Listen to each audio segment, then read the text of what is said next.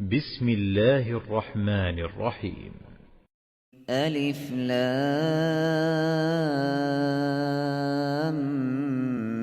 ميم. ذلك الكتاب لا ريب فيه هدى للمتقين الذين يؤمنون بالغيب ويقيمون الصلاة ومما رزقناهم ينفقون والذين يؤمنون بما أنزل إليك وما أنزل من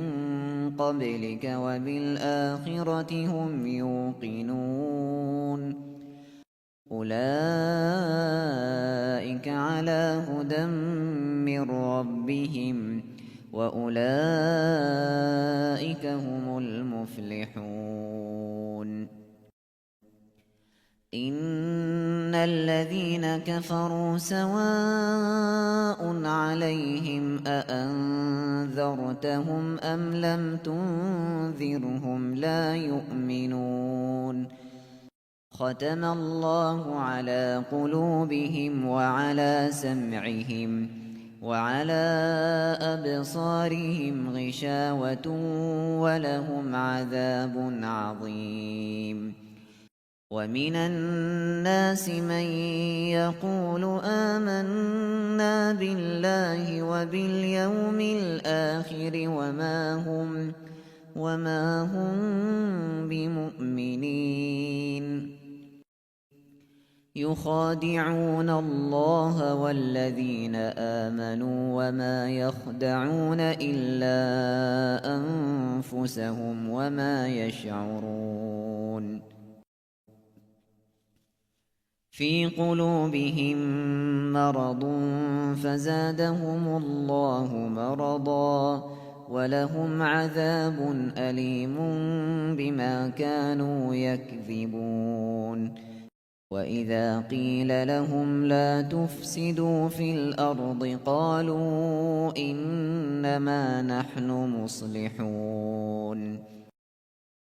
ألا إنهم هم المفسدون ولكن لا يشعرون وإذا قيل لهم آمنوا كما آمن الناس قالوا أنؤمن كما آمن السفهاء ألا إنهم هم السفهاء ولكن لا يعلمون وإذا لقوا الذين آمنوا قالوا آمنا وإذا خلوا إلى شياطينهم قالوا إنا معكم إنما نحن مستهزئون الله يستهزئ بهم ويمدهم في طغيانهم يعمهون أولئك الذين اشتروا الضلالة بالهدى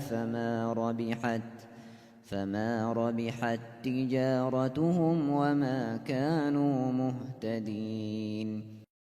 مثلهم كمثل الذي استوقد نارا فلما أضاءت ما حوله ذهب الله بنورهم وتركهم في ظلمات لا يبصرون صم بكم عمي فهم لا يرجعون أو كصيب من السماء فيه ظلمات ورعد وبرق يجعلون أصابعهم في آذانهم من الصواعق حذر الموت والله محيط بالكافرين يكاد البرق يخطف أبصارهم كلما كلما أضاء لهم مشوا فيه وإذا أظلم عليهم قاموا ولو شاء الله لذهب بسمعهم وأبصارهم إن الله على كل شيء قدير يا أيها الناس اعبدوا ربكم الذي خلقكم والذين من قبلكم لعلكم تتقون الذي جعل لكم الأرض فراشا والسماء بناء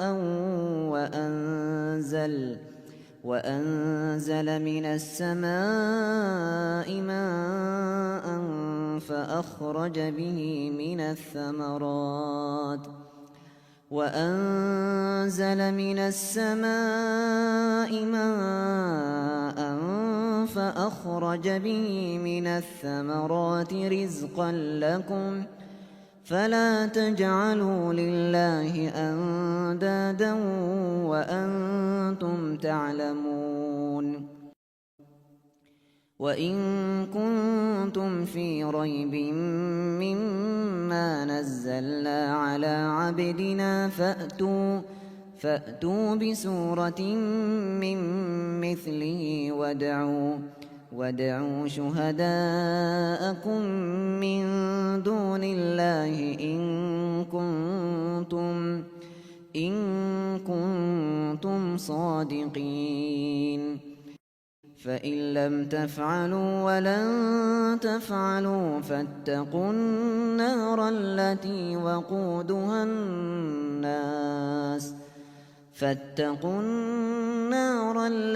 وقودها الناس والحجارة أعدت للكافرين وبشر الذين آمنوا وعملوا الصالحات أن لهم جنات تجري من تحتها الأنهار كلما رزقوا منها من ثمرة رزقا قالوا هذا الذي رزقنا من قبل وأتوا به متشابها ولهم فيها أزواج مطهرة وهم فيها خالدون إن الله لا يستحيي أن يضرب مثلا ما بعوضة فما فوقها فأما الذين آمنوا فيعلمون أنه الحق من ربهم وأما الذين كفروا فيقولون ماذا أراد الله بهذا مثلا يضل به كثيرا ويهدي به كثيرا وما يضل به إلا الفاسقين الذين ينقضون عهد الله من بعد ميثاقه ويقطعون ما أمر الله به أن يوصل ويفسدون في الأرض أولئك هم الخاسرون كيف تكفرون بالله وكنتم أمواتا فأحياكم ثم يميتكم ثم يحييكم ثم إليه ترجعون هو الذي خلق لكم ما في الأرض جميعا ثم استوى إلى السماء فسواهن 7 سماوات وهو بكل شيء عليم وإذ قال ربك للملائكة إني جاعل في الأرض خليفة قالوا أتجعل فيها من يفسد فيها ويسفك الدماء ونحن نسبح بحمدك ونقدس لك قال إني أعلم ما لا تعلمون وعلم آدم الأسماء كلها ثم عرضهم على الملائكة فقال أنبئوني بأسماء هؤلاء إن كنتم صادقين قالوا سبحانك لا علم لنا إلا ما علمتنا إنك أنت العليم الحكيم قال يا آدم أنبئهم بأسمائهم فلما أنبأهم بأسمائهم قال ألم أقل لكم إني أعلم غيب السماوات والأرض وأعلم ما تبدون وما كنتم تكتمون وإذ قلنا للملائكة اسجدوا لآدم فسجدوا إلا إبليس أبى واستكبر وكان من الكافرين وقلنا يا آدم اسكن أنت وزوجك الجنة وكلا منها رغدا حيث شئتما ولا تقربا هذه الشجرة فتكونا من الظالمين فأزلهما الشيطان عنها فأخرجهما مما كانا فيه وقلنا اهبطوا بعضكم لبعض عدو ولكم في الأرض مستقر ومتاع إلى حين فتلقى آدم من ربه كلمات فتاب عليه إنه هو التواب الرحيم قل اهبطوا منها جميعا فإما يأتينكم مني هدى فمن تبع هداي فلا خوف عليهم ولا هم يحزنون والذين كفروا وكذبوا بآياتنا أولئك أصحاب النار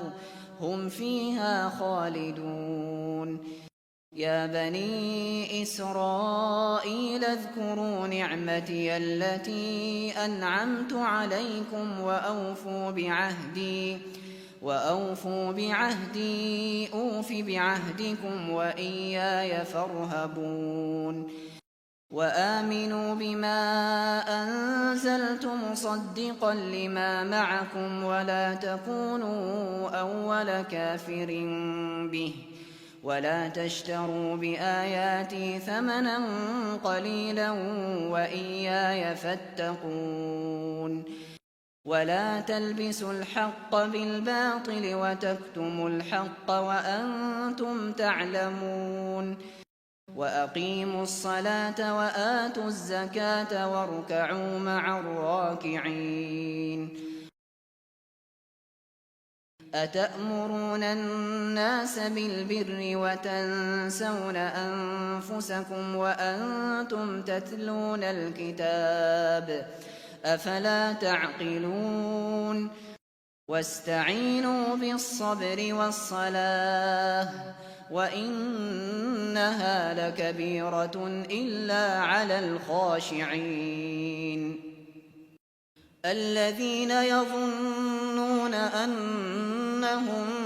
ملاقو ربهم وأنهم إليه راجعون يا بني إسرائيل اذكروا نعمتي التي أنعمت عليكم وأني فضلتكم على العالمين واتقوا يوما لا تجزي نفس عن نفس شيئا ولا يقبل منها شفاعة ولا يؤخذ منها عدل ولا هم ينصرون وإذ نجيناكم من آل فرعون يسومونكم سوء العذاب يذبحون أبناءكم ويستحيون نساءكم وفي ذلكم بلاء من ربكم عظيم وإذ فرقنا بكم البحر فأنجيناكم وأغرقنا آل فرعون وأنتم تنظرون وإذ واعدنا موسى 40 ليلة ثم اتخذتم العجل من بعده وأنتم ظالمون ثم عفونا عنكم من بعد ذلك لعلكم تشكرون وإذ آتينا موسى الكتاب والفرقان لعلكم تهتدون وإذ قال موسى لقومه يا قوم إنكم ظلمتم أنفسكم باتخاذكم العجل فتوبوا إلى بارئكم فاقتلوا أنفسكم ذلكم خير لكم عند بارئكم فتاب عليكم إنه هو التواب الرحيم وإذ قلتم يا موسى لن نؤمن لك حتى نرى الله جهرة فأخذتكم الصاعقة وأنتم تنظرون ثم بعثناكم من بعد موتكم لعلكم تشكرون وظللنا عليكم الغمام وأنزلنا عليكم المن والسلوى كلوا من طيبات ما رزقناكم وما ظلمونا ولكن كانوا أنفسهم يظلمون وإذ قلنا ادخلوا هذه القرية فكلوا منها حيث شئتم رغدا وادخلوا الباب سجدا وقولوا حطة نغفر لكم خطاياكم وسنزيد المحسنين فبدل الذين ظلموا قولا غير الذي قيل لهم فأنزلنا على الذين ظلموا رجزا من السماء بما كانوا يفسقون وإذ استسقى موسى لقومه فقلنا اضرب بعصاك الحجر فانفجرت منه 12 عينا قد علم كل أناس مشربهم كلوا واشربوا من رزق الله ولا تعثوا في الأرض مفسدين وإذ قلتم يا موسى لن نصبر على طعام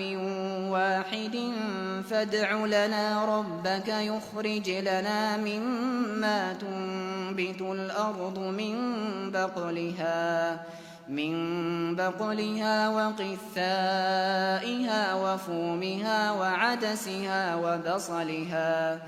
قال أتستبدلون الذي هو أدنى بالذي هو خير اهبطوا مصرا فإن لكم ما سألتم وضربت عليهم الذلة والمسكنة وباءوا بغضب من الله ذلك بأنهم كانوا يكفرون بآيات الله ويقتلون النبيين بغير الحق، ذلك بما عصوا وكانوا يعتدون. إن الذين آمنوا والذين هادوا والنصارى والصابئين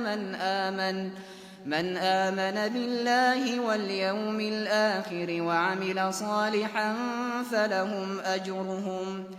فلهم أجرهم عند ربهم ولا خوف عليهم ولا هم يحزنون. وإذ أخذنا ميثاقكم ورفعنا فوقكم الطور خذوا ما آتيناكم بقوة واذكروا ما فيه لعلكم تتقون. ثم توليتم من بعد ذلك فلولا فضل الله عليكم ورحمته لكنتم من الخاسرين.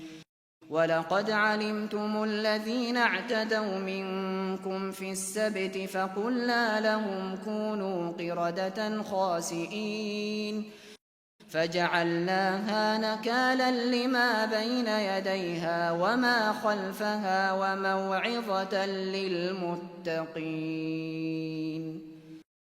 وإذ قال موسى لقومه إن الله يأمركم أن تذبحوا بقرة قالوا أتتخذنا هزوا قال أعوذ بالله أن أكون من الجاهلين. قالوا ادع لنا ربك يبين لنا ما هي قال إنه يقول إنها بقرة لا فارض ولا بكر عوان بين ذلك فافعلوا ما تؤمرون. قالوا ادع لنا ربك يبين لنا ما لونها قال إنه يقول إنها بقرة صفراء فاقع لونها تسر الناظرين. قالوا ادع لنا ربك يبين لنا ما هي إن البقرة شابه علينا وإنا إن شاء الله لمهتدون. قال إنه يقول إنها بقرة لا ذلول تثير الأرض ولا تسقي الحرث مسلمة لا شية فيها. قالوا الآن جئت بالحق فذبحوها وما كادوا يفعلون. وإذ قتلتم نفسا فادارأتم فيها والله مخرج ما كنتم تكتمون. فقلنا اضربوه ببعضها كذلك يحيي الله الموتى ويريكم آياته لعلكم تعقلون. ثم قست قلوبكم من بعد ذلك فهي كالحجارة أو أشد قسوة وإن من الحجارة لما يتفجر منه الأنهار وإن منها لما يشقق فيخرج منه الماء وإن منها لما يهبط من خشية الله وما الله بغافل عما تعملون. أفتطمعون أن يؤمنوا لكم وقد كان فريق منهم يسمعون كلام الله ثم يحرفونه من بعد ما عقلوه وهم يعلمون. وإذا لقوا الذين آمنوا قالوا آمنا وإذا خلا بعضهم إلى بعض قالوا أتحدثونهم بما فتح الله عليكم ليحاجوكم به عند ربكم أفلا تعقلون أولا يعلمون أن الله يعلم ما يسرون وما يعلنون ومنهم أميون لا يعلمون الكتاب إلا أماني وإن هم إلا يظنون فويل للذين يكتبون الكتاب بأيديهم ثم يقولون هذا من عند الله ليشتروا به ثمنا قليلا فويل لهم مما كتبت أيديهم وويل لهم مما يكسبون وقالوا لن تمسنا النار إلا أياما معدودة قل أتخذتم عند الله عهدا فلن يخلف الله عهده أم تقولون على الله ما لا تعلمون بلى من كسب سيئة وأحاطت به خطيئته فأولئك أصحاب النار هم فيها خالدون والذين آمنوا وعملوا الصالحات أولئك أصحاب الجنة هم فيها خالدون وإذ أخذنا ميثاق بني إسرائيل لا تعبدون إلا الله وبالوالدين إحسانا وذي القربى واليتامى والمساكين وقولوا للناس حسنا وأقيموا الصلاة وآتوا الزكاة ثم توليتم إلا قليلا منكم وأنتم معرضون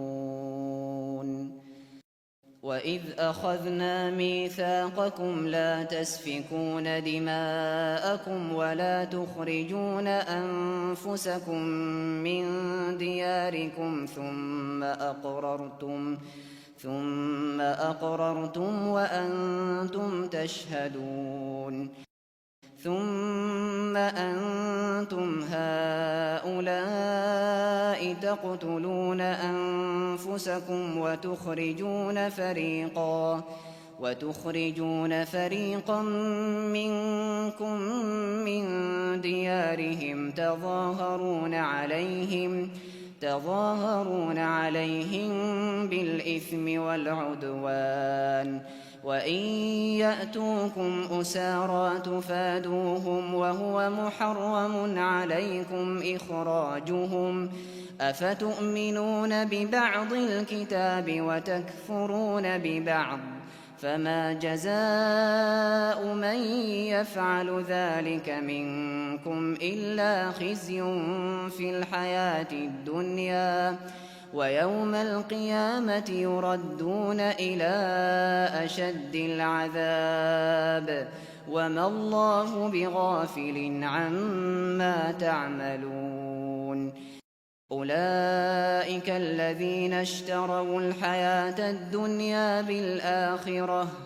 فلا يخفف عنهم العذاب ولا هم ينصرون ولقد آتينا موسى الكتاب وقفينا من بعده بالرسل وآتينا عيسى ابن مريم البينات وأيدناه بروح القدس أفكلما جاءكم رسول بما لا تهوى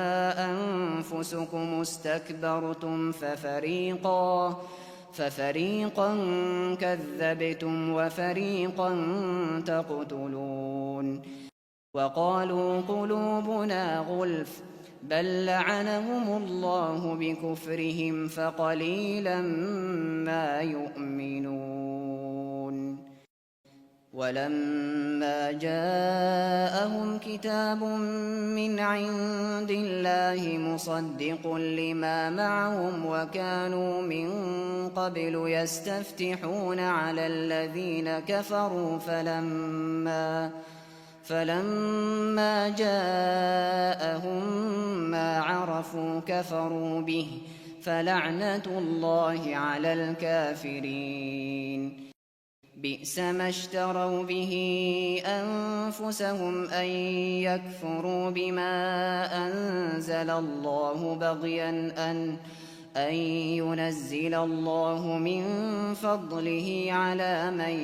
يشاء من عباده فباءوا بغضب على غضب وللكافرين عذاب مهين وإذا قيل لهم آمنوا بما أنزل الله قالوا نؤمن بما أنزل علينا ويكفرون بما وراءه وهو الحق مصدقا لما معهم قل فلم تقتلون أنبياء الله من قبل إن كنتم مؤمنين ولقد جاءكم موسى بالبينات ثم اتخذتم العجل من بعده وأنتم ظالمون وإذ أخذنا ميثاقكم ورفعنا فوقكم الطور خذوا ما آتيناكم بقوة واسمعوا قالوا سمعنا وعصينا وأشربوا في قلوبهم العجل بكفرهم قل بئس ما يأمركم به إيمانكم إن كنتم مؤمنين قل إن كانت لكم الدار الآخرة عند الله خالصة من دون الناس فتمنوا الموت إن كنتم صادقين ولن يتمنوه أبدا بما قدمت أيديهم والله عليم بالظالمين ولتجدنهم أحرص الناس على حياة ومن الذين أشركوا يود أحدهم لو يعمر 1000 سنة وما هو بمزحزحه من العذاب أن يعمر والله بصير بما يعملون قل من كان عدوا لجبريل فإنه نزله على قلبك بإذن الله مصدقا لما بين يديه وهدى وبشرى للمؤمنين من كان عدوا لله وملائكته ورسله وجبريل وميكال فإن الله عدو للكافرين ولقد أنزلنا إليك آيات بينات وما يكفر بها إلا الفاسقون أوكلما عاهدوا عهدا نبذه فريق منهم بل أكثرهم لا يؤمنون ولما جاءهم رسول من عند الله مصدق لما معهم نبذ فريق من الذين أوتوا الكتاب كتاب الله وراء ظهورهم كأنهم لا يعلمون واتبعوا ما تتلو الشياطين على ملك سليمان وما كفر سليمان ولكن الشياطين كفروا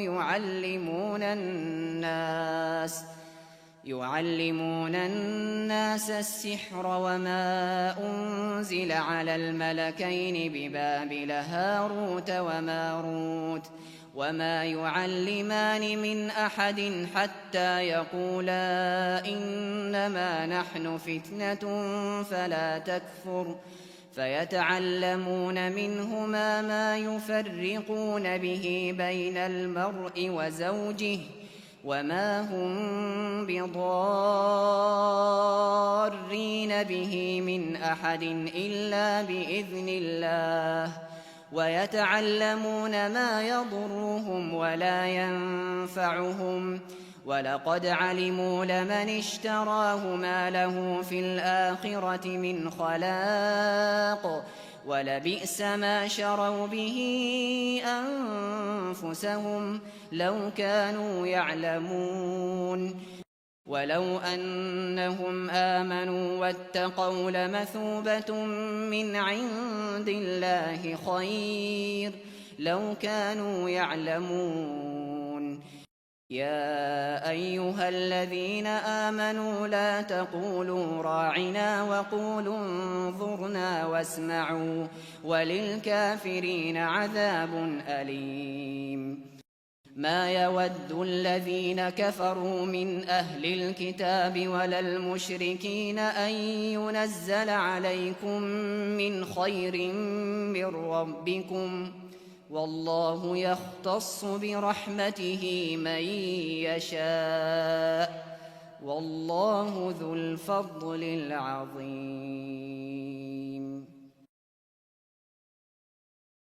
ما ننسخ من آية أو ننسها نأت بخير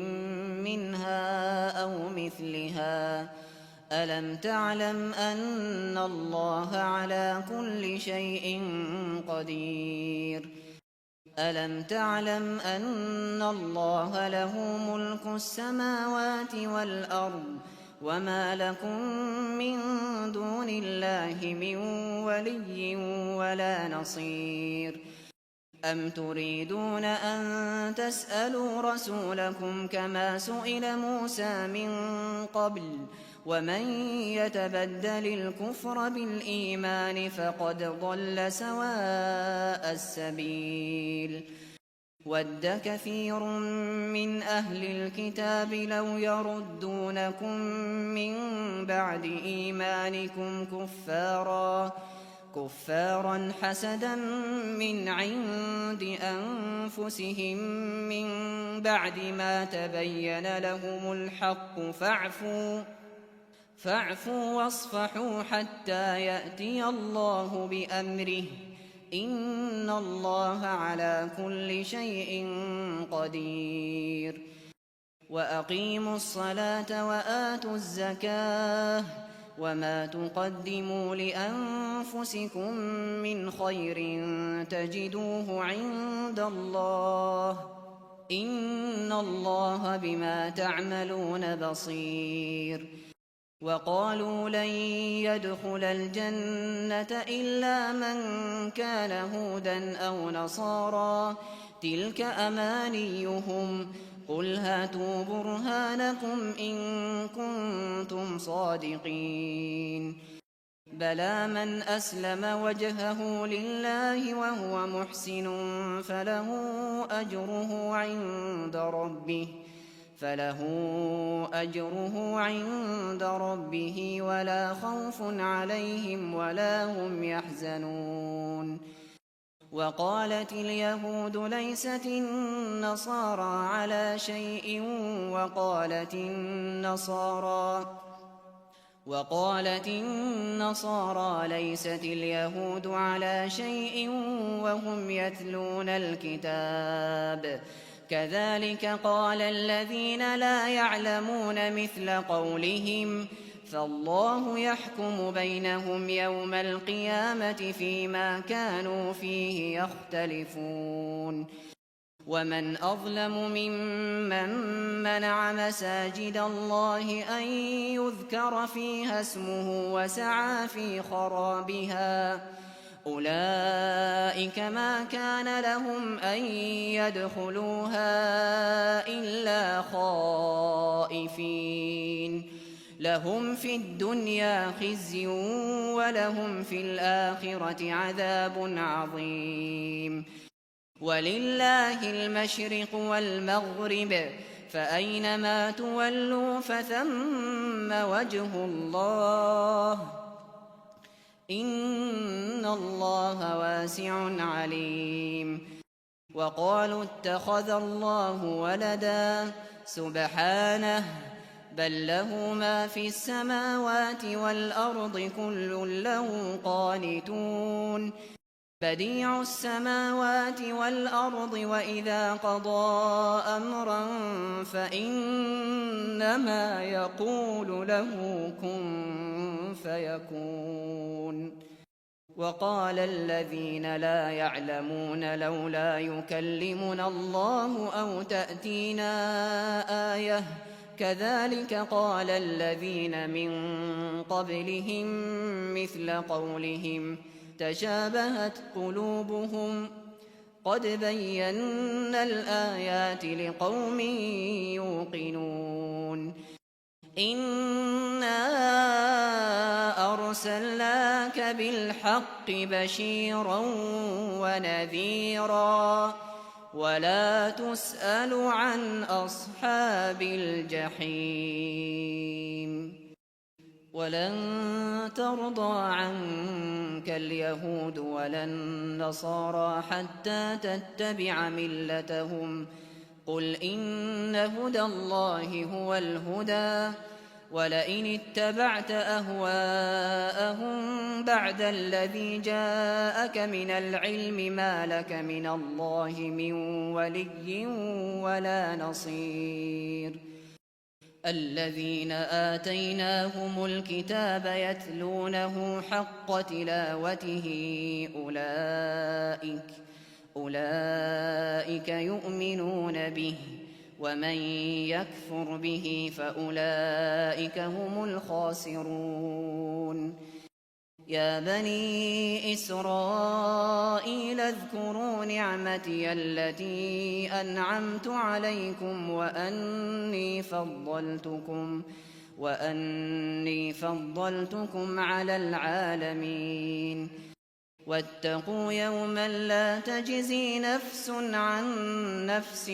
شيئا ولا يقبل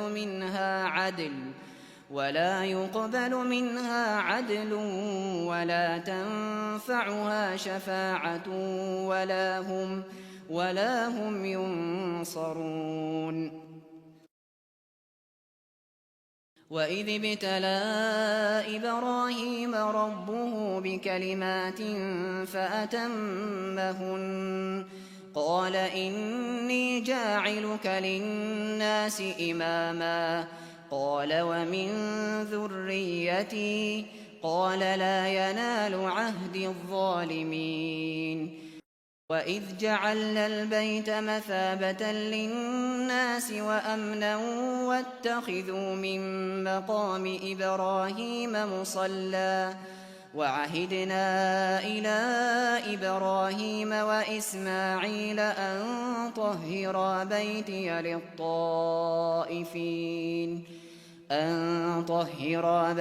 للطائفين والعاكفين والركع السجود وإذ قال إبراهيم رب اجعل هذا بلدا آمنا وارزق أهله من الثمرات من آمن منهم بالله واليوم الآخر قال ومن كفر فأمتعه قليلا ثم أضطره إلى عذاب النار وبئس المصير وإذ يرفع إبراهيم القواعد من البيت وإسماعيل ربنا تقبل منا إنك أنت السميع العليم ربنا واجعلنا مسلمين لك ومن ذريتنا أمة مسلمة لك وأرنا مناسكنا وتب علينا إنك أنت التواب الرحيم ربنا وابعث فيهم رسولا منهم يتلو عليهم آياتك ويعلمهم الكتاب والحكمة ويزكيهم إنك أنت العزيز الحكيم ومن يرغب عن ملة إبراهيم إلا من سفه نفسه ولقد اصطفيناه في الدنيا وإنه في الآخرة لمن الصالحين إذ قال له ربه أسلم قال أسلمت لرب العالمين ووصى بها إبراهيم بنيه ويعقوب يا بني إن الله اصطفى لكم الدين فلا تموتن إلا وأنتم مسلمون أم كنتم شهداء إذ حضر يعقوب الموت إذ قال لبنيه ما تعبدون من بعدي قالوا نعبد إلهك وإله آبائك إبراهيم وإسماعيل وإسحاق إلها واحدا ونحن له مسلمون تلك أمة قد خلت لها ما كسبت ولكم ما كسبتم ولا تسألون عما كانوا يعملون وقالوا كونوا هودا أو نصارى تهتدوا قل بل ملة إبراهيم حنيفا وما كان من المشركين قولوا آمنا بالله وما أنزل إلينا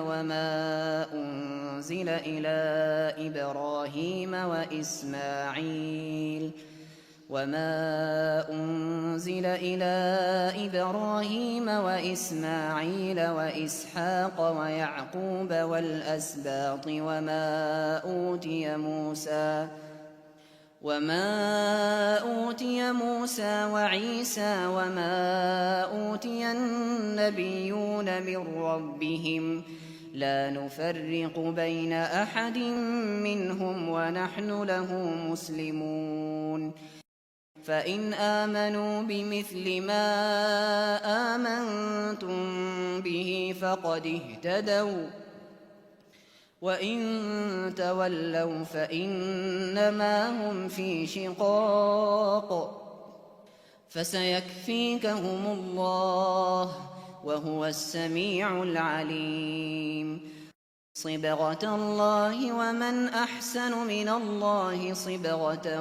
ونحن له عابدون قل أتحاجوننا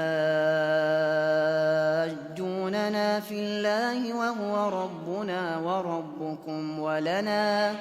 ولنا أعمالنا ولكم أعمالكم ونحن له مخلصون أم تقولون إن إبراهيم وإسماعيل وإسحاق ويعقوب والأسباط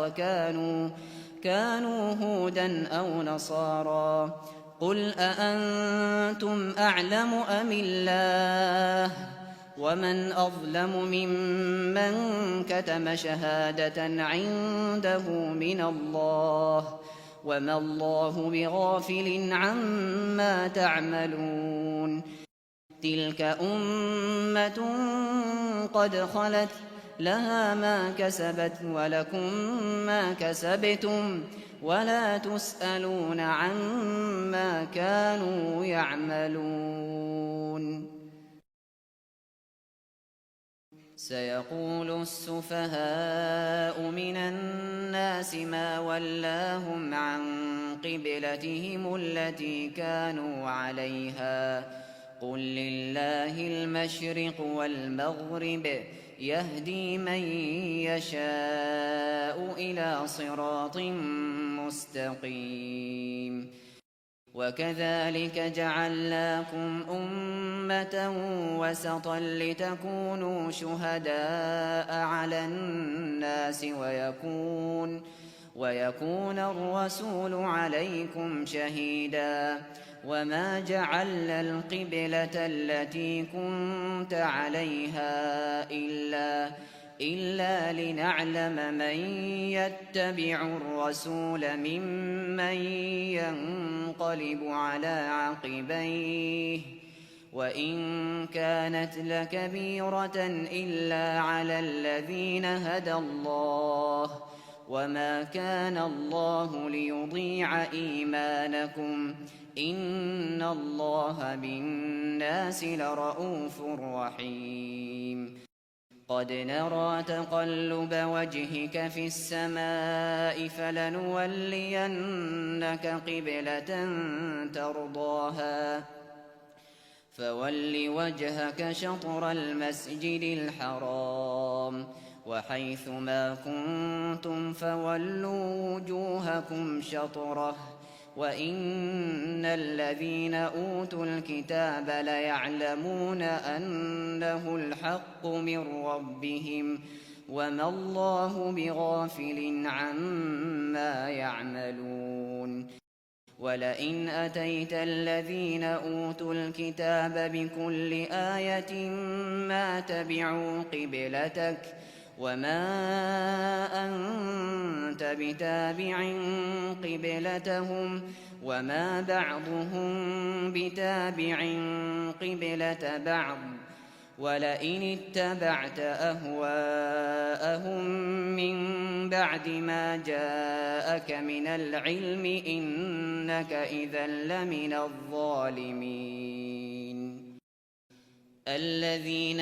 آتيناهم الكتاب يعرفونه كما يعرفون أبناءهم وإن فريقا منهم ليكتمون الحق وهم يعلمون. الحق من ربك فلا تكونن من الممترين. ولكل وجهة هو موليها فاستبقوا الخيرات أينما تكونوا يأت بكم الله جميعا إن الله على كل شيء قدير. ومن حيث خرجت فول وجهك شطر المسجد الحرام وإنه للحق من ربك وما الله بغافل عما تعملون. ومن حيث خرجت فول وجهك شطر المسجد الحرام وحيث ما كنتم فولوا وجوهكم شطره لئلا يكون للناس عليكم حجة إلا الذين ظلموا منهم فلا تخشوهم واخشوني ولأتم نعمتي عليكم ولعلكم تهتدون. كما أرسلنا فيكم رسولا منكم يتلو عليكم آياتنا ويزكيكم ويعلمكم الكتاب والحكمة ويعلمكم ما لم تكونوا تعلمون. فاذكروني أذكركم واشكروا لي ولا تكفرون. يا أيها الذين آمنوا استعينوا بالصبر والصلاة إن اللَّهَ مَعَ الصَّابِرِينَ ولا تقولوا لمن يقتل في سبيل الله أموات بل أحياء ولكن لا تشعرون ولنبلونكم بشيء من الخوف والجوع ونقص من الأموال والأنفس والثمرات وبشر الصابرين الذين إذا أصابتهم مصيبة قالوا إنا لله وإنا إليه راجعون أولئك عليهم صلوات من ربهم ورحمة وأولئك هم المهتدون إن الصفا والمروة من شعائر الله فمن حج البيت أو اعتمر فلا جناح عليه أن يطوف بهما ومن تطوع خيرا فإن الله شاكر عليم إن الذين يكتمون ما أنزلنا من البينات والهدى من بعد ما بيناه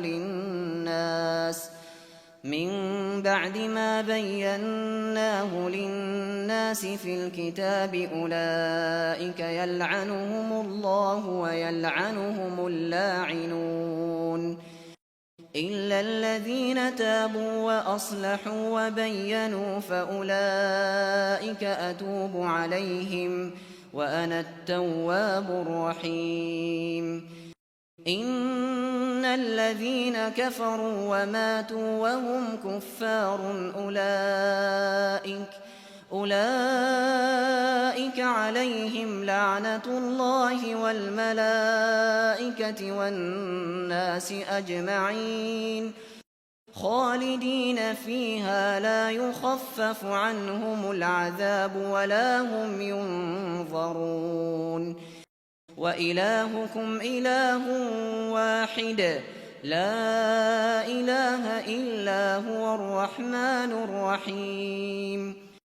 إن في خلق السماوات والأرض واختلاف الليل والنهار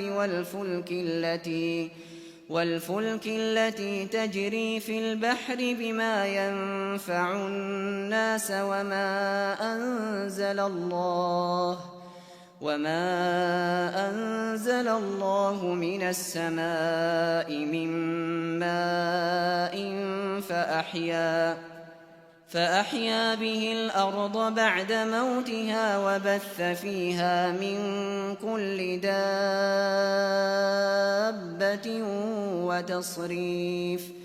وتصريف الرياح والسحاب المسخر بين السماء والأرض لآيات لقوم يعقلون ومن الناس من يتخذ من دون الله أندادا يحبونهم كحب الله والذين آمنوا أشد حبا لله ولو يرى الذين ظلموا إذ يرون العذاب أن القوة لله جميعا وأن الله شديد العذاب إذ تبرأ الذين اتبعوا من الذين اتبعوا ورأوا العذاب وتقطعت بهم الأسباب وقال الذين اتبعوا لو أن لنا كرة فنتبرأ منهم كما تبرأوا منا كذلك يريهم الله أعمالهم حسرات عليهم وما هم بخارجين من النار. يا أيها الناس كلوا مما في الأرض حلالا طيبا ولا تتبعوا خطوات الشيطان إنه لكم عدو مبين. إنما يأمركم بالسوء والفحشاء وأن تقولوا على الله ما لا تعلمون. وإذا قيل لهم اتبعوا ما أنزل الله قالوا بل نتبع ما ألفينا عليه آباءنا أولو كان آباؤهم لا يعقلون شيئا ولا يهتدون. ومثل الذين كفروا كمثل الذي ينعق بما لا يسمع إلا دعاء ونداء صم بكم عمي فهم لا يعقلون. يا أيها الذين آمنوا كلوا من طيبات ما رزقناكم واشكروا لله إن كنتم إياه تعبدون. إنما حرم عليكم الميتة والدم ولحم الخنزير وما أهل به لغير الله فمن اضطر غير باغ ولا عاد فلا إثم عليه إن الله غفور رحيم. إن الذين يكتمون ما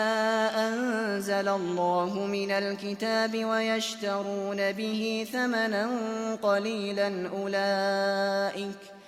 أولئك ما يأكلون في بطونهم إلا النار ولا يكلمهم الله يوم القيامة ولا يزكيهم ولهم عذاب أليم. أولئك الذين اشتروا الضلالة بالهدى والعذاب بالمغفرة فما أصبرهم على النار. ذلك بأن الله نزل الكتاب بالحق وإن الذين اختلفوا في الكتاب لفي شقاق بعيد. ليس البر أن تولوا وجوهكم قبل المشرق والمغرب ولكن البر من آمن بالله واليوم الآخر والملائكة والكتاب والنبيين وآتى المال على حبه ذوي القربى واليتامى والمساكين وابن السبيل والسائلين وفي الرقاب وأقام الصلاة وآتى الزكاة والموفون بعهدهم إذا عاهدوا والصابرين في البأساء والضراء وحين البأس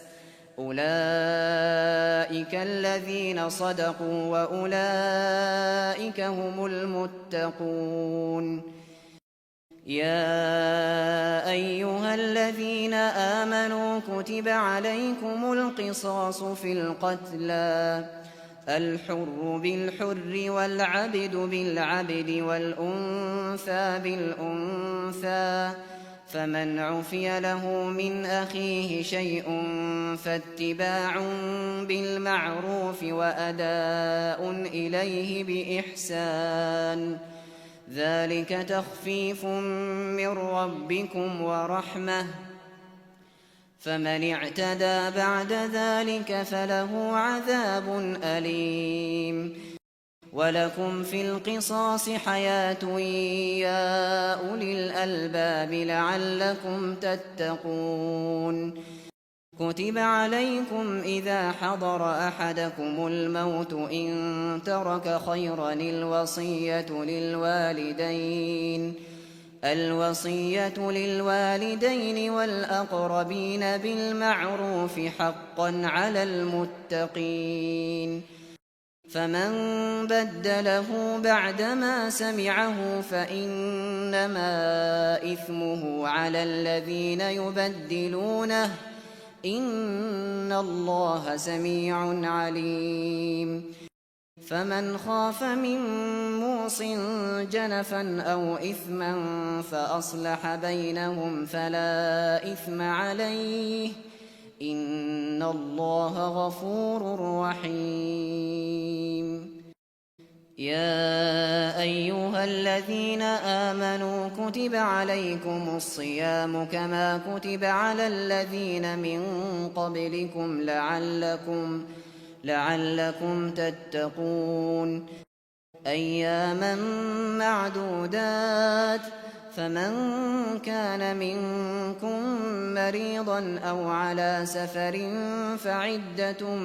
من أيام أخر، وعلى الذين يطيقونه فدية طعام مسكين، فمن تطوع خيرا فهو خير له،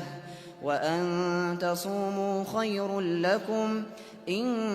كنتم تعلمون. شهر رمضان الذي أنزل فيه القرآن هدى للناس وبينات من الهدى والفرقان، فمن شهد منكم الشهر فليصمه، ومن كان مريضا أو على سفر فعدة من أيام أخر، يريد الله بكم اليسر ولا يريد بكم العسر، ولتكملوا العدة ولتكبروا الله على ما هداكم ولعلكم تشكرون. وإذا سألك عبادي عني فإني قريب أجيب دعوة الداع إذا دعان، فليستجيبوا لي وليؤمنوا بي لعلهم يرشدون. أحل لكم ليلة الصيام الرفث إلى نسائكم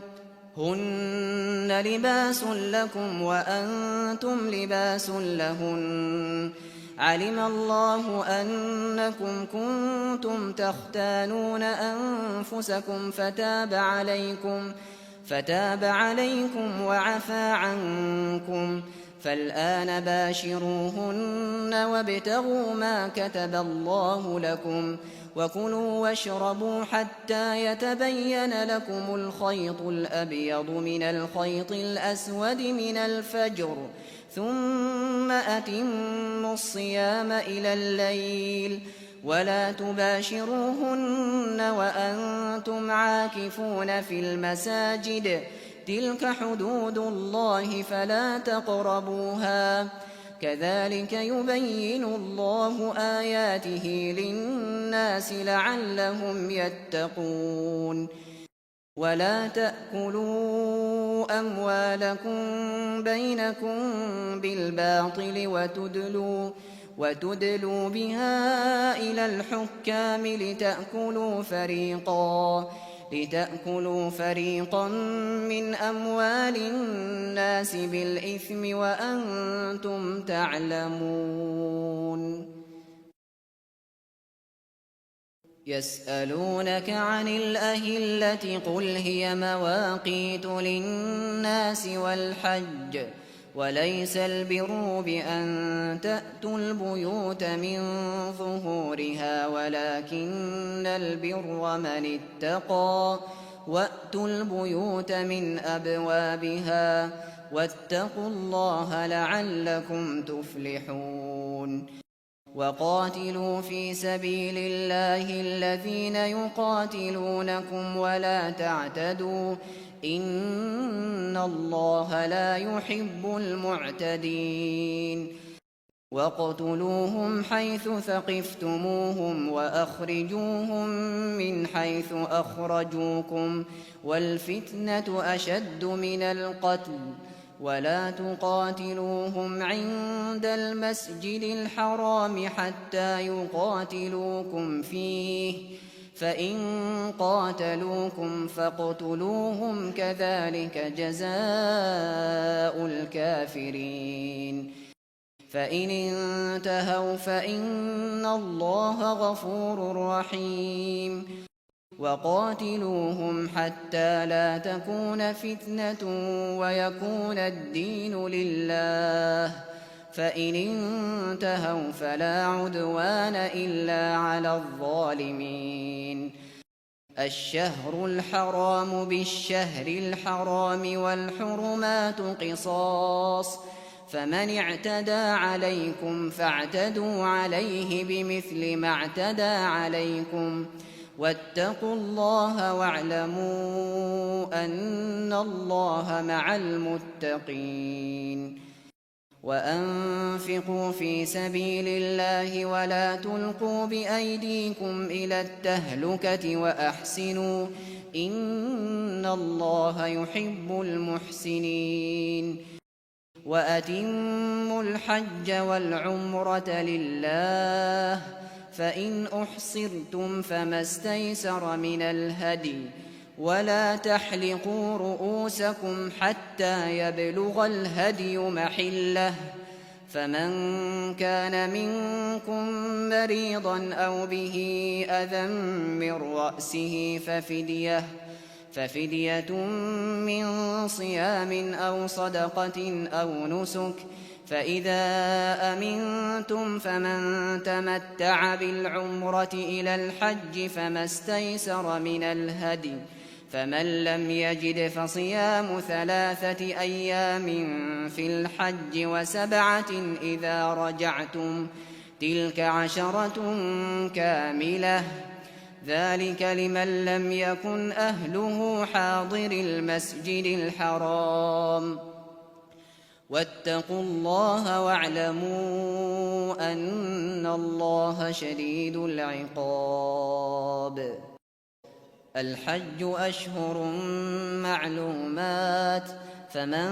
فرض فيهن الحج فلا رفث ولا فسوق ولا جدال في الحج وما تفعلوا من خير يعلمه الله وتزودوا فإن خير الزاد التقوى واتقون يا أولي الألباب ليس عليكم جناح أن تبتغوا فضلا من ربكم فإذا أفضتم من عرفات فاذكروا الله عند المشعر الحرام واذكروه كما هداكم وإن كنتم من قبله لمن الضالين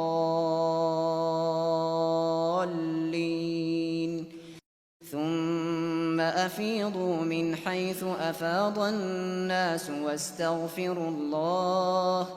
إن الله غفور رحيم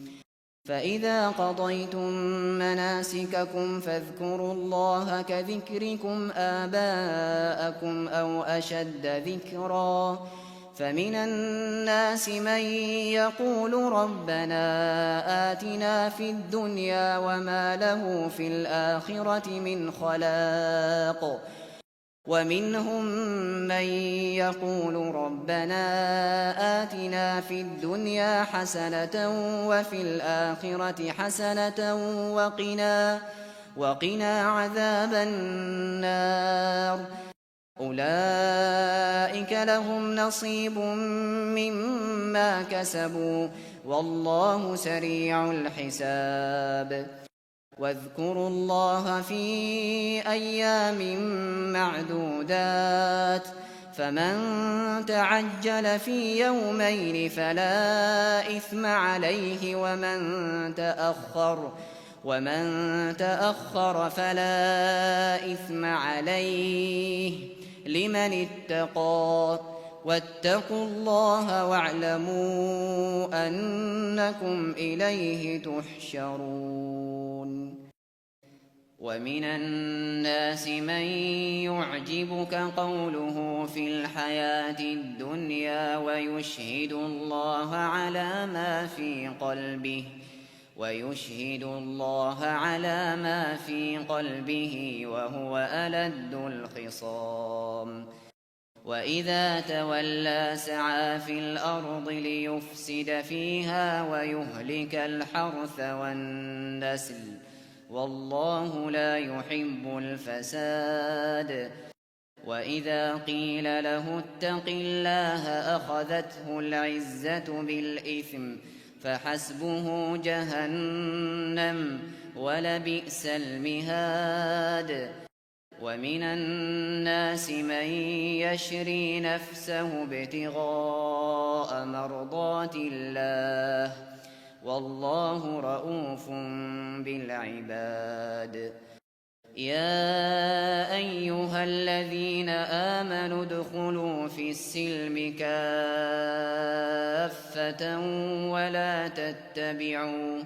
ولا تتبعوا خطوات الشيطان، إنه لكم عدو مبين. فإن زللتم من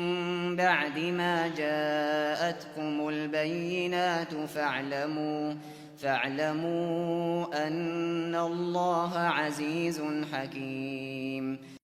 هل ينظرون إلا أن يأتيهم الله في ظلل من الغمام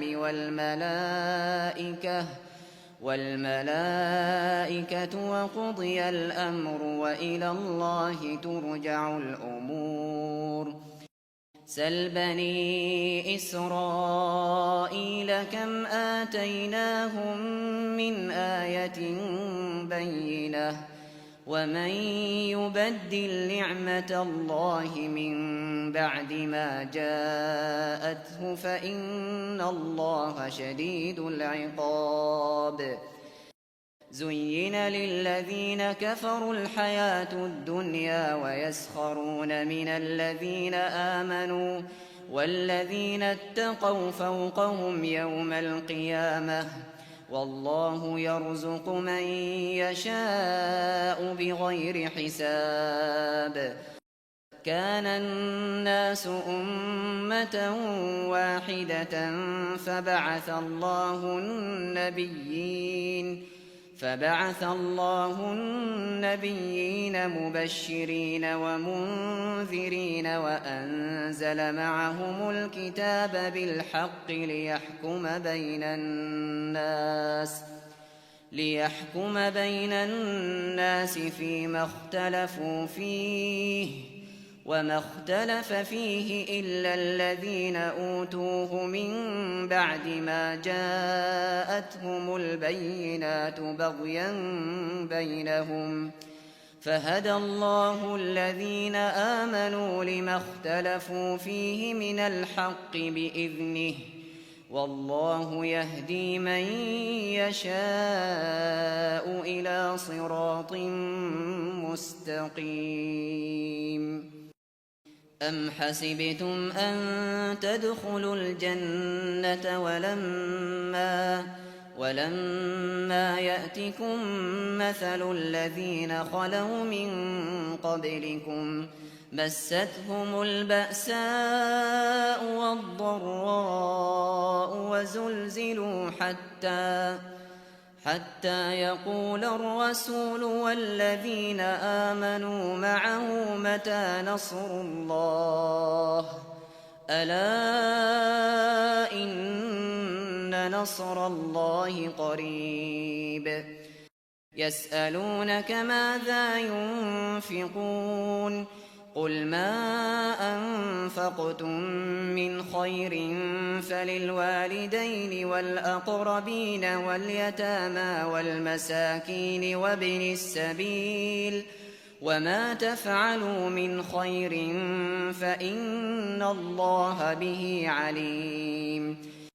كتب عليكم القتال وهو كره لكم وعسى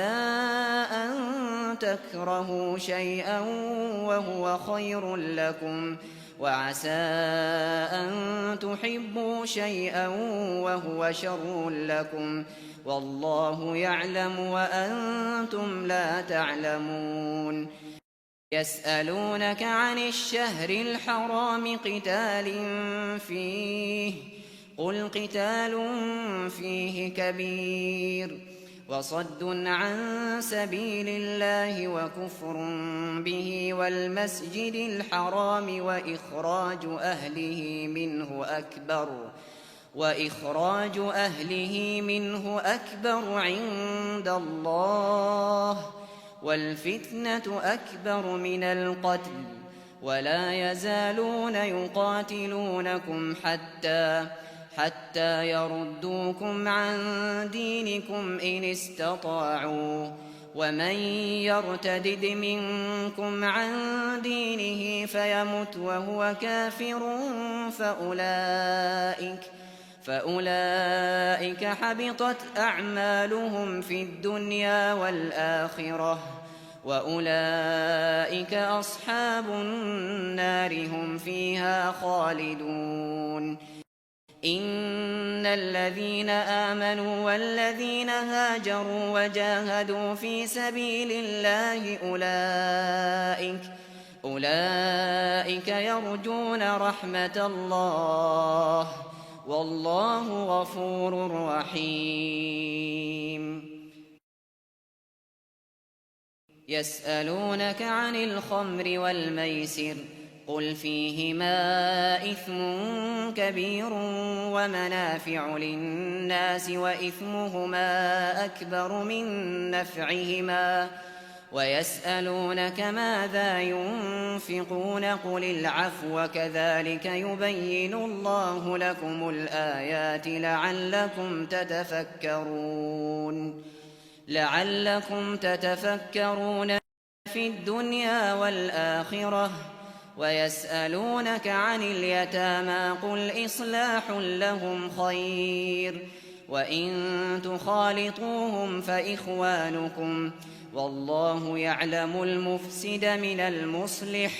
ولو شاء الله لأعنتكم إن الله عزيز حكيم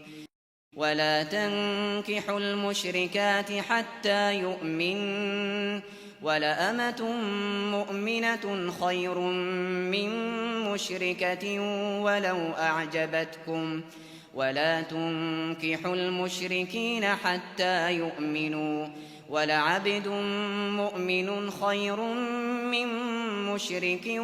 ولو أعجبكم أولئك يدعون إلى النار والله يدعو إلى الجنة والمغفرة بإذنه ويبين آياته للناس لعلهم يتذكرون ويسألونك عن المحيض قل هو أذى فاعتزلوا النساء في المحيض ولا تقربوهن حتى يطهرن فإذا تطهرن فأتوهن من حيث أمركم الله إن الله يحب التوابين ويحب المتطهرين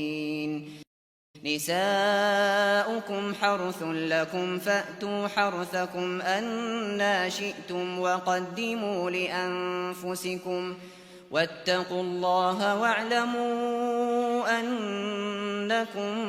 ملاقوه وبشر المؤمنين ولا تجعلوا الله عرضة لأيمانكم أن تبروا وتتقوا وتصلحوا بين الناس والله سميع عليم. لا يؤاخذكم الله باللغو في أيمانكم ولكن يؤاخذكم بما كسبت قلوبكم، والله غفور حليم. للذين يؤلون من نسائهم تربص 4 أشهر، فإن فاءوا فإن الله غفور رحيم. وإن عزموا الطلاق فإن الله سميع عليم. والمطلقات يتربصن بأنفسهن 3 قروء، ولا يحل لهن أن يكتمن ما خلق الله في أرحامهن إن كن يؤمن بالله واليوم الآخر، وبعولتهن أحق بردهن في ذلك إن أرادوا إصلاحا، ولهن مثل الذي عليهن بالمعروف، وللرجال عليهن درجة، والله عزيز حكيم. الطلاق 2 فإمساك بمعروف أو تسريح بإحسان، ولا يحل لكم أن تأخذوا مما آتيتموهن شيئا إلا أن يخافا ألا يقيما حدود الله، فإن خفتم ألا يقيما حدود الله فلا جناح عليهما فيما افتدت به، تلك حدود الله فلا تعتدوها، ومن يتعد حدود الله فأولئك هم الظالمون. فإن طلقها فلا تحل له من بعد حتى تنكح زوجا غيره، فإن طلقها فلا جناح عليهما أن يتراجعا إن ظنا أن يقيما حدود الله، وتلك حدود الله يبينها لقوم يعلمون. وإذا طلقتم النساء فبلغن أجلهن فأمسكوهن بمعروف أو سرحوهن بمعروف، ولا تمسكوهن ضرارا لتعتدوا، ومن يفعل ذلك فقد ظلم نفسه. ولا تتخذوا آيات الله هزوا، واذكروا نعمة الله عليكم وما أنزل عليكم من الكتاب والحكمة يعظكم به، واتقوا الله واعلموا أن الله بكل شيء عليم. وإذا طلقتم النساء فبلغن أجلهن فلا تعضلوهن أن ينكحن أزواجهن إذا تراضوا بينهم بالمعروف، ذلك يوعظ به من كان منكم يؤمن بالله واليوم الآخر،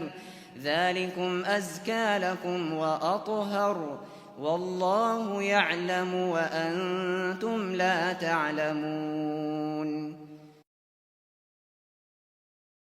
والوالدات يرضعن أولادهن حولين كاملين لمن أراد أن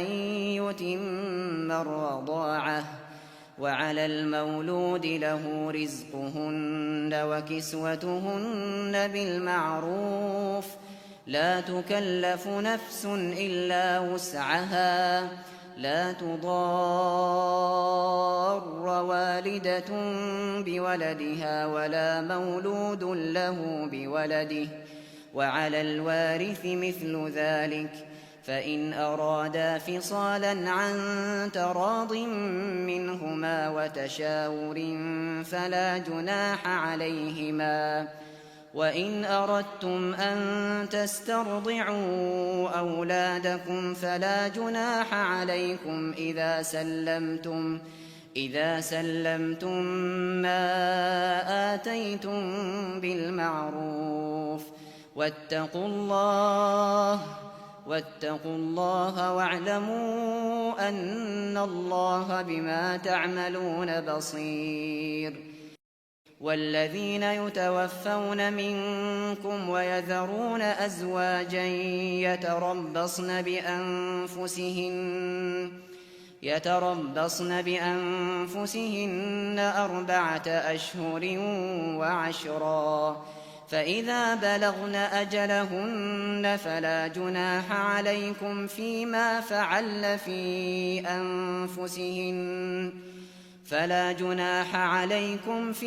فعلن في أنفسهن بالمعروف،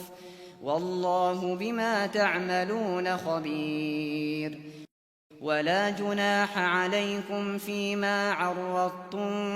به من خطبة النساء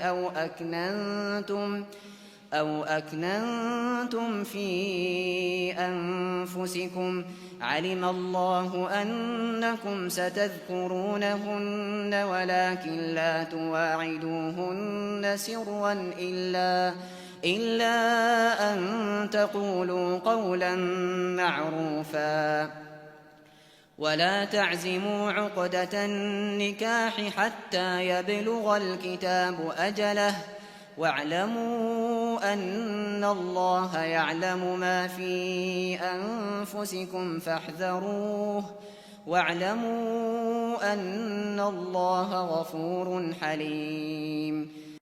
لا جناح عليكم إن طلقتم النساء ما لم تمسوهن أو تفرضوا لهن فريضة، ومتعوهن على الموسع قدره وعلى المقتر قدره متاعا بالمعروف حقا على المحسنين. وإن طلقتموهن من قبل أن تمسوهن وقد فرضتم لهن فريضة فنصف ما فرضتم إلا أن يعفون أو يعفو الذي بيده عقدة النكاح، وأن تعفوا أقرب للتقوى، ولا تنسوا الفضل بينكم، إن الله بما تعملون بصير. حافظوا على الصلوات والصلاة الوسطى وقوموا لله قانتين. فإن خفتم فرجالا أو ركبانا، فإذا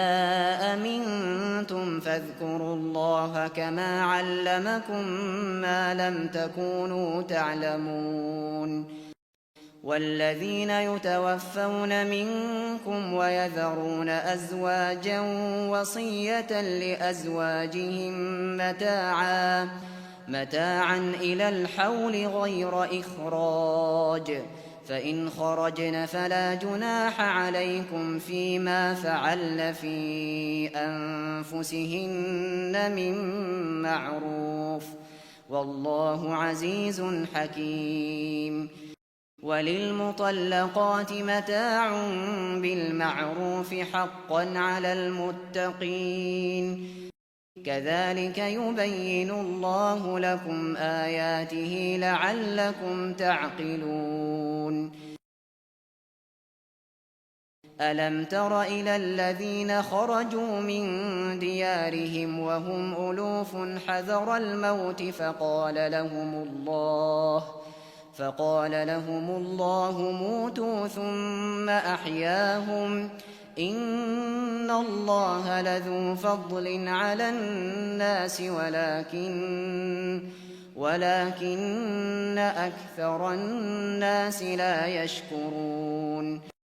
وقاتلوا في سبيل الله واعلموا أن الله سميع عليم من ذا الذي يقرض الله قرضا حسنا فيضاعفه له أضعافا كثيرة والله يقبض ويبسط وإليه ترجعون ألم تر إلى الملأ من بني إسرائيل من بعد موسى إذ قالوا لنبي له مبعث لنا ملكا نقاتل في سبيل الله قال هل عسيتم إن كتب عليكم القتال ألا تقاتلوا قالوا وما لنا ألا نقاتل في سبيل الله وقد أخرجنا من ديارنا وأبنائنا فلما كتب عليهم القتال تولوا إلا قليلا منهم والله عليم بالظالمين وقال لهم نبيهم إن الله قد بعث لكم طالوت ملكا قالوا أنى يكون له الملك علينا ونحن أحق بالملك منه ولم يؤت سعة من المال قال إن الله اصطفاه عليكم وزاده بسطة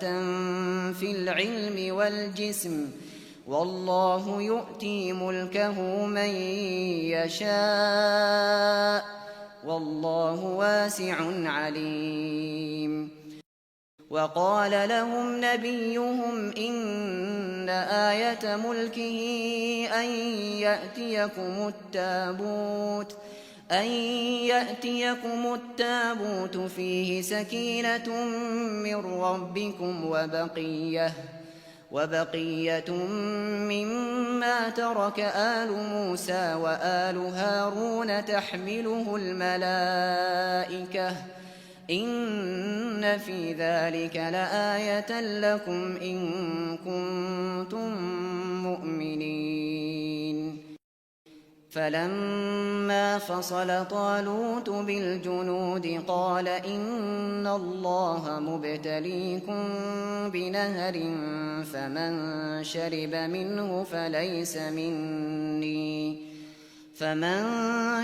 منه فليس مني ومن لم يطعمه فإنه مني إلا من اغترف غرفة بيده فشربوا منه إلا قليلا منهم فلما جاوزه هو والذين آمنوا معه قالوا لا طاقة لنا اليوم بجالوت وجنوده قال الذين يظنون أنهم ملاقو الله كم من فئة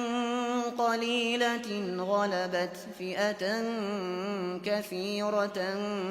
بإذن الله والله مع الصابرين ولما برزوا لجالوت وجنوده قالوا ربنا أفرغ علينا صبرا وثبت أقدامنا وانصرنا على القوم الكافرين فهزموهم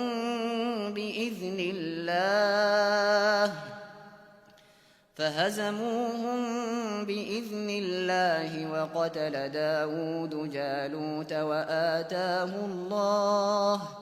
وآتاه الله الملك والحكمة وعلمه مما يشاء ولولا دفع الله الناس بعضهم ببعض لفسدت الأرض ولكن الله ذو فضل على العالمين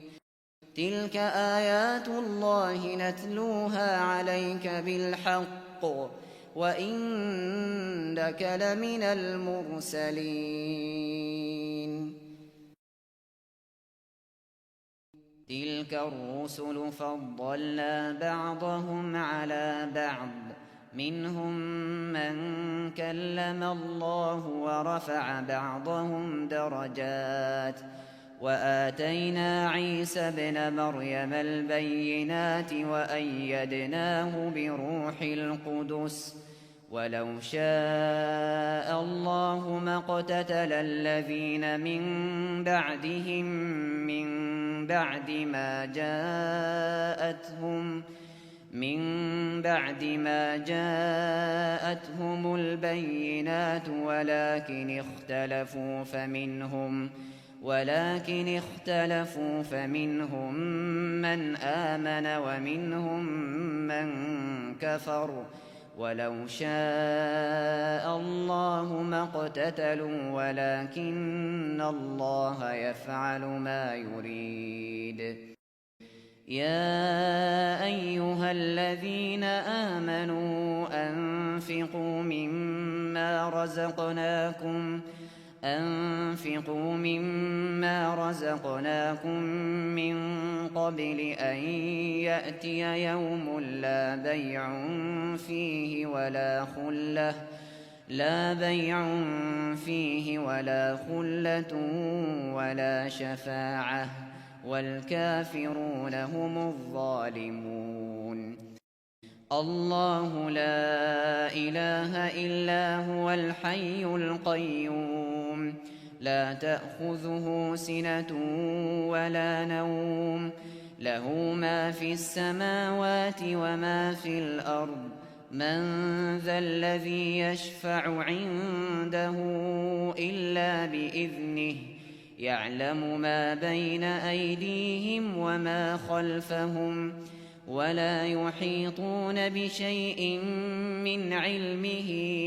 إلا بما شاء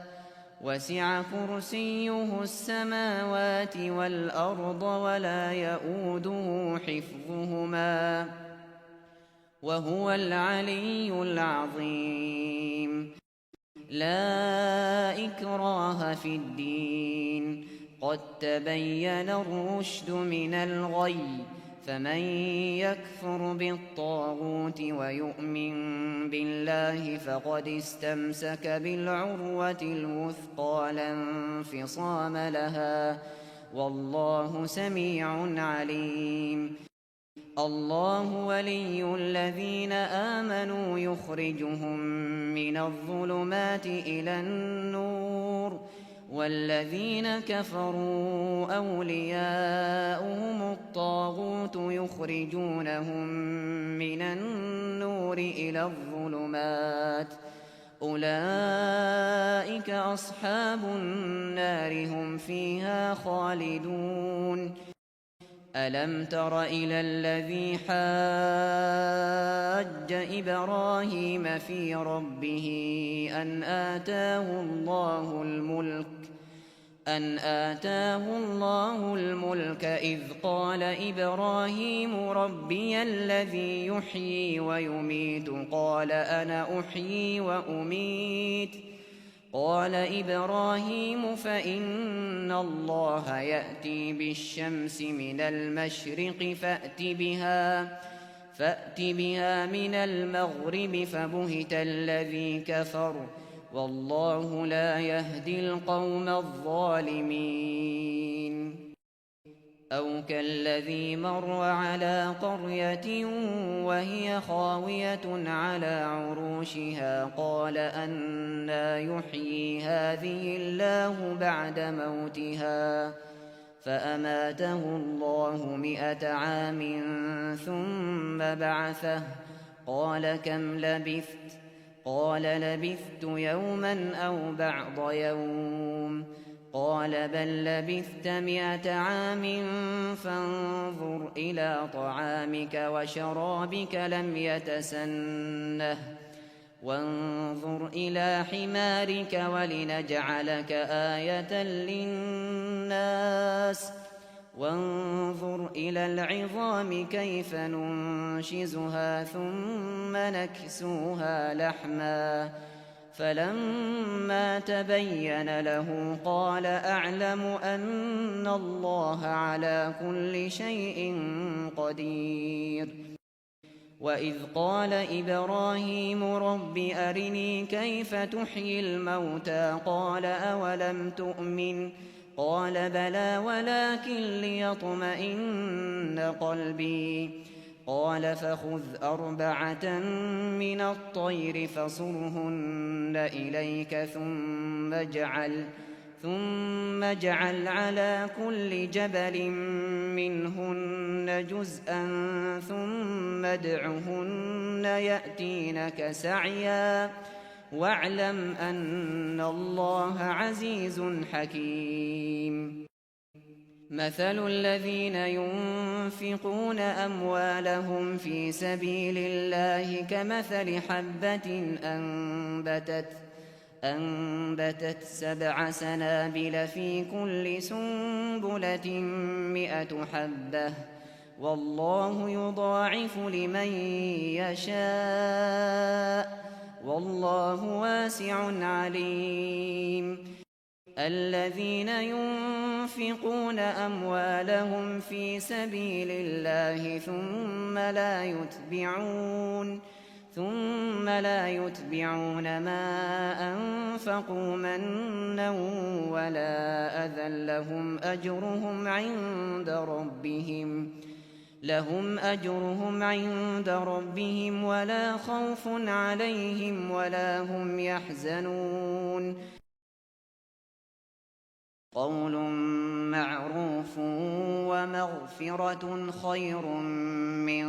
صدقة يتبعها أذى والله غني حليم. يا أيها الذين آمنوا لا تبطلوا صدقاتكم بالمن والأذى كالذي ينفق ماله رئاء الناس ولا يؤمن بالله واليوم الآخر فمثله كمثل صفوان عليه تراب فأصابه وابل فتركه صلدا لا يقدرون على شيء مما كسبوا والله لا يهدي القوم الكافرين. ومثل الذين ينفقون أموالهم ابتغاء مرضات الله وتثبيتا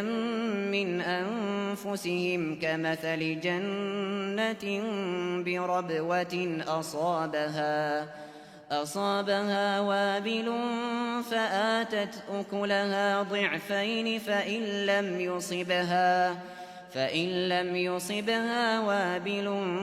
فطل والله بما تعملون بصير.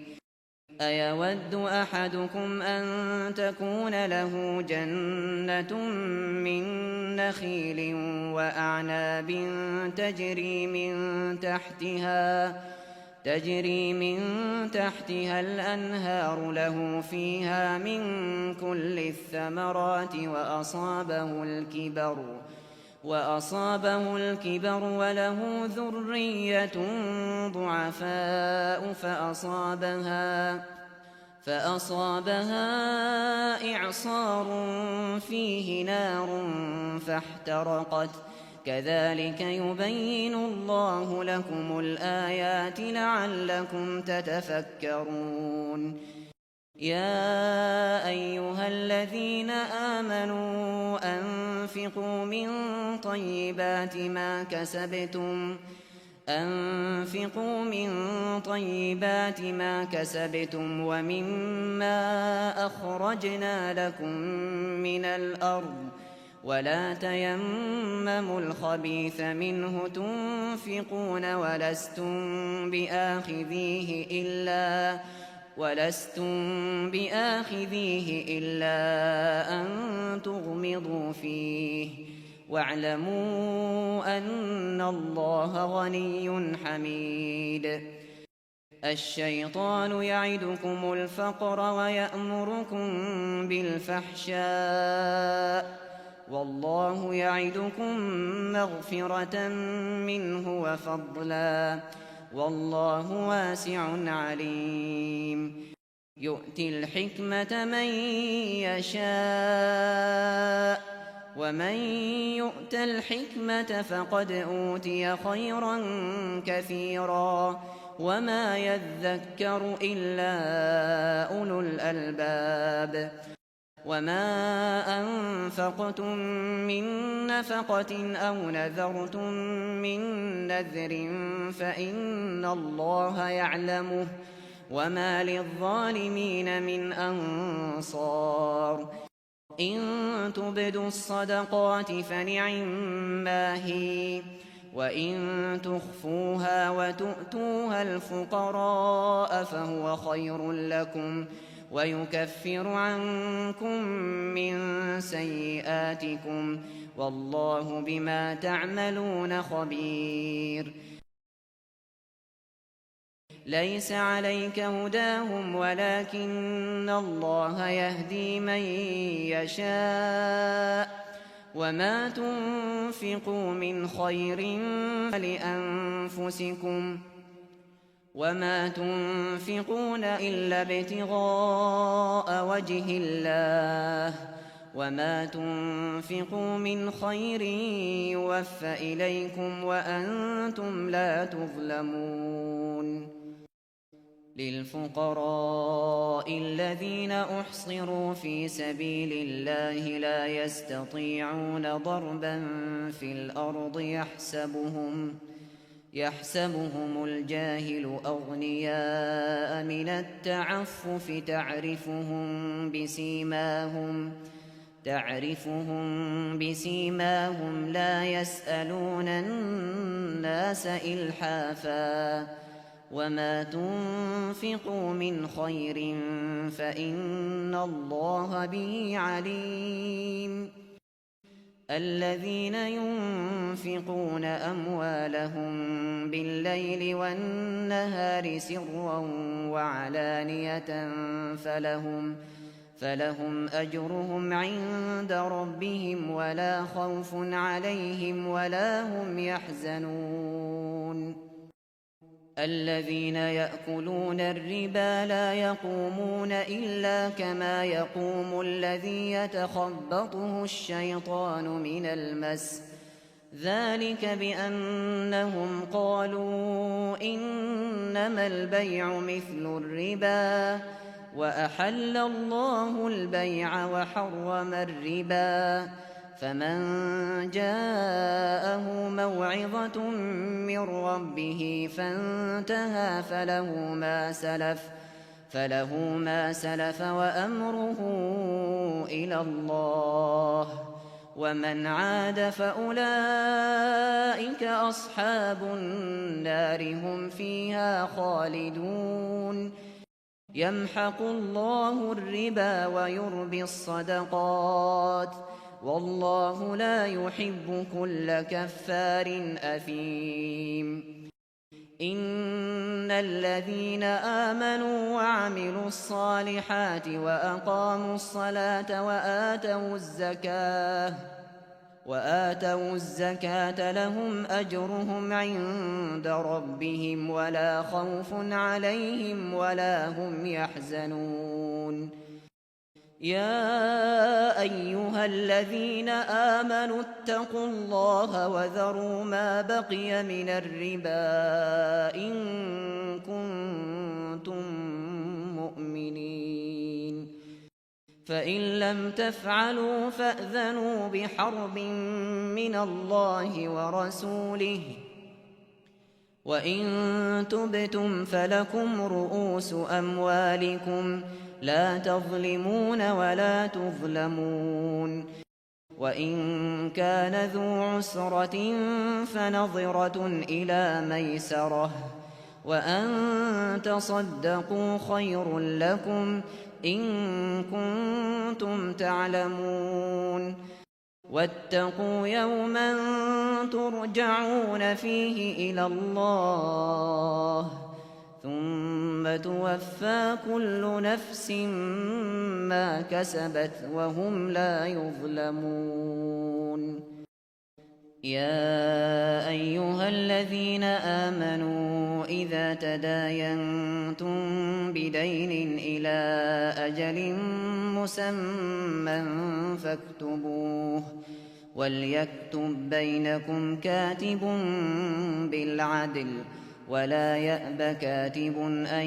يكتب كما علمه الله، فليكتب وليملل الذي عليه الحق وليتق الله ربه ولا يبخس منه شيئا، فإن كان الذي عليه الحق سفيها أو ضعيفا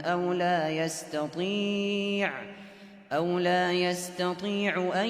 يمل هو فليملل وليه بالعدل، واستشهدوا شهيدين من رجالكم، فإن لم يكونا رجلين فرجل وامرأتان ممن ترضون من الشهداء أن تضل إحداهما فتذكر إحداهما الأخرى، ولا يأبى الشهداء إذا ما دعوا، ولا تسأموا أن تكتبوه صغيرا أو كبيرا إلى أجله، ذلكم أقسط عند الله وأقوم للشهادة وأدنى ألا ترتابوا، إلا أن تكون تجارة حاضرة تديرونها بينكم فليس عليكم جناح ألا تكتبوها، وأشهدوا إذا تبايعتم، ولا يضار كاتب ولا شهيد، وإن تفعلوا فإنه فسوق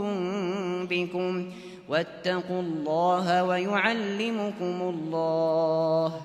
والله بكل شيء عليم. وإن كنتم على سفر ولم تجدوا كاتبا فرهان مقبوضة، فإن أمن بعضكم بعضا فليؤدي الذي اؤتمن أمانته وليتق الله ربه، ولا تكتموا الشهادة، ومن يكتمها فإنه آثم قلبه، والله بما تعملون عليم. لله ما في السماوات وما في الأرض، وإن تبدوا ما في أنفسكم أو تخفوه يحاسبكم به الله، فيغفر لمن يشاء ويعذب من يشاء، والله على كل شيء قدير. آمن الرسول بما أنزل إليه من ربه والمؤمنون كل آمن بالله وملائكته وكتبه ورسله لا نفرق بين أحد من رسله، وقالوا سمعنا وأطعنا غفرانك ربنا وإليك المصير. لا يكلف الله نفسا إلا وسعها، لها ما كسبت وعليها ما اكتسبت، ربنا لا تؤاخذنا إن نسينا أو أخطأنا ربنا ولا تحمل علينا إصرا كما حملته على الذين من قبلنا ربنا ولا تحملنا ما لا طاقة لنا به واعف عنا واغفر لنا وارحمنا أنت مولانا فانصرنا على القوم الكافرين.